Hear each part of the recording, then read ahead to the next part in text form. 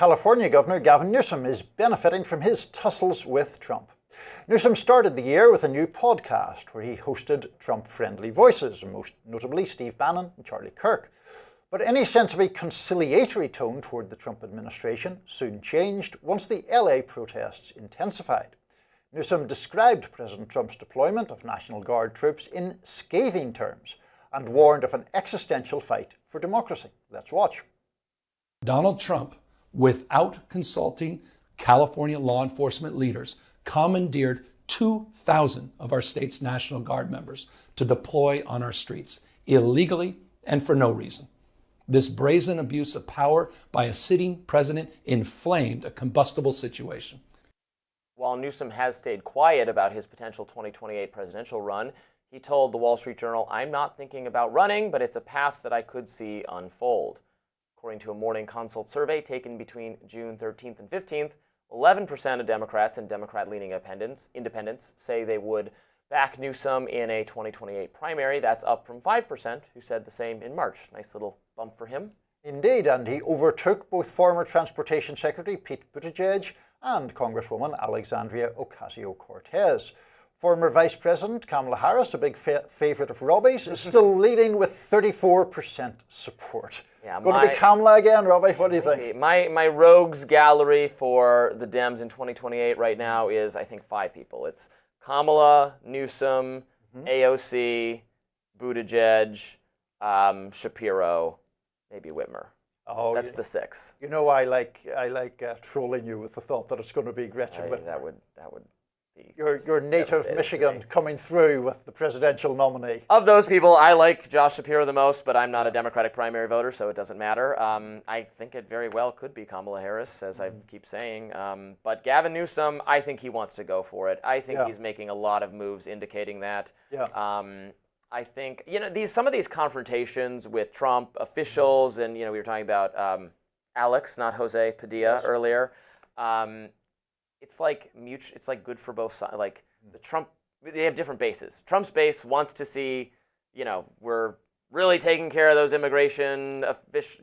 We're sending the troops in. We're doing all the things Republicans like, and Democrats want their elected officials to resist and fight and stand up, and so everyone wins. So there's incentive to do stunty kind of stuff on both sides. Oh, there is, absolutely. And there's incentive to be as oppositional as possible on both sides. And Newsom, I think, has certainly embraced that increasingly. The podcast that we mentioned, he's still making the podcast, but the idea, I think, of bringing on the likes of Bannon and Kirk was that he was listening to the concerns of Trump voters. He's doing a lot less of that now, it seems to me, and a lot more grappling and battling with Trump. Now, obviously, I think there are very legitimate reasons to battle and grapple with Trump, and I think Newsom has on occasions made a good case. And I think he's quite effective on social media and all of that. In terms of a national candidate, I am skeptical of Gavin Newsom. This is in some ways slightly unfair, but he just looks so much like the stereotypical rich California guy, and I'm not sure how that plays in, Pennsylvania and Michigan and Wisconsin and those states that have proven crucial in recent presidential elections. Yeah, he's governed a liberal state. He is liberal. The policies of the state have been liberal under his governorship. They were liberal before that. It's a liberal place. Right. And can the rest of the country swallow that? And we kind of had that experience with Kamala Harris because she is a liberal from the liberal state of California. Maybe it'll be different from Gavin Newsom. I think he's trying to make moves to soften his image or moderate his image. But of course, this battle with Trump might be playing against that. He might feel like he has no choice because he has to be the governor of the state and he doesn't like what Trump's doing. I don't know. Going to be big Gretch, Robby. Oh, God. And it could be someone else. She would have more appeal in the... I know you dislike her for lots of reasons, but do you not think that she would have more appeal? I think picking someone from the Midwest is key. I think it would be...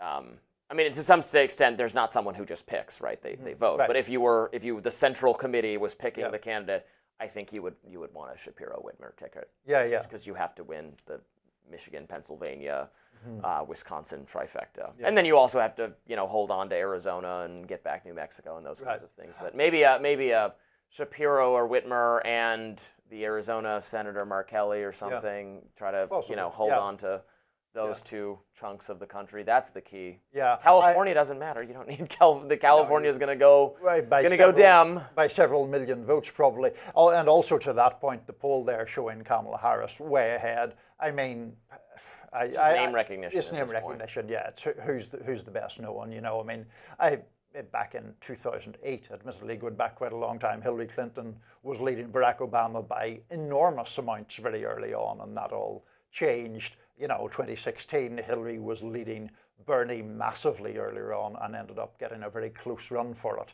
So we'll see how it develops. I do think Democrats are probably slightly irked that there isn't an Obama circa 2007, 2008, a fresh rising star, really. I mean, maybe AOC's trying to fill that role, but firstly, she has been on the national scene for a little while now, and secondly, you know, whether she is electable. I mean, I like her, but whether she's electable on a national basis is a whole different question. Well, on the Republican side, it is extraordinarily likely it will be J.D. Vance.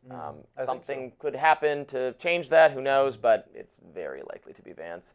And then we will see once the Obama being a once-in-a-generation political talent, yes. Trump being a once-in-a-century political phenomenon, when he is in the rearview mirror, what happens? That's what we'll see. Vance versus Whitmer, Robby. That's Vance what it's going to be. Whitmer. What a battle of the Titans. Could be. We've got a lot more to talk about today on Rising. Stay tuned.